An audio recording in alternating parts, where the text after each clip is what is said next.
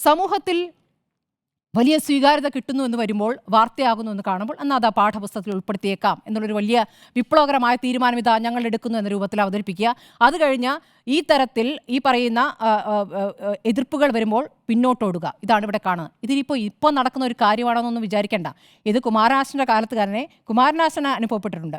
അദ്ദേഹത്തിൻ്റെ ദുരവസ്ഥ കേരള യൂണിവേഴ്സിറ്റിയുടെ സിലബസിൽ ഉൾപ്പെടുത്തിയിട്ട് പിന്നീട് മാറ്റിയിട്ടുണ്ട്. അത് എന്തായിരുന്നു കാര്യം? അതിലെ ഇതിവൃത്തം എന്താണ്?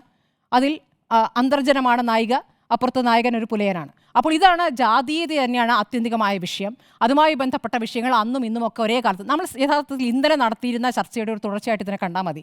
കേരള സ്റ്റോറി എന്ന് പറയുമ്പോൾ ഒരു അതർ സ്റ്റോറി കൂടി അവിടെ നിൽക്കുന്നു എന്നതിൻ്റെ ഒരു കാഴ്ചയാണ്. ഇന്നലെ ജിമ്മി പറഞ്ഞൊരു കാര്യമുണ്ടല്ലോ, തിരുവനന്തപുരത്ത് മുസ്ലിം വിഭാഗങ്ങൾക്ക് ഒരു വാടക വീട് കിട്ടാനുള്ള ബുദ്ധിമുട്ട്. ഞാൻ ആലോചിക്കുകയാണ്, 25 വർഷങ്ങൾക്ക് മുമ്പ് എൻ്റെ സുഹൃത്ത് പറഞ്ഞിട്ടുണ്ട്. ഇന്നും ഇന്നലെയല്ല, 25 വർഷങ്ങൾക്ക് മുമ്പ് എന്ന് പറയുമ്പോൾ കാലങ്ങളായിട്ട് അത് സംഭവിക്കുന്നുണ്ടെന്നാണ്. അതിപ്പോൾ വല്ലാത്ത രീതിയിൽ പുറത്തേക്ക് വന്നിരിക്കുന്നു. ഇപ്പോൾ ഇത് ജാതീയത തന്നെയാണ്. ഇതൊരു BJP സിൻഡിക്കേറ്റ് അംഗത്തിൻ്റെ പരാതിയിന്മേലാണ് തീരുമാനമുണ്ടായിരിക്കുന്നത്. പിന്നാക്കം പോയിരിക്കുന്നത് അതാണ്. അതിൽ ഡോക്ടർ MM ബഷീറിനെ പോലുള്ള ആളെ കൊണ്ട് ഇതിലൊരു റിപ്പോർട്ട് തയ്യാറാക്കുമ്പോൾ അത് എങ്ങും തൊടാതെ വേദനിപ്പിക്കാതെ റിപ്പോർട്ട് നൽകുന്നു.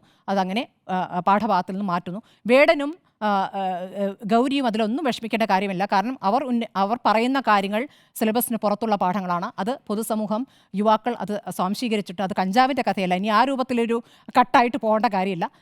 അവർ പറയുന്ന രാഷ്ട്രീയമാണ് ഏറ്റവും പ്രധാനം. ആ രാഷ്ട്രീയം ഇവിടെ കേരളം സ്വീകരിച്ചിട്ടുണ്ടെന്ന് തന്നെയാണ് എൻ്റെ മനസ്സിലാക്കുന്നത്. ഓക്കെ.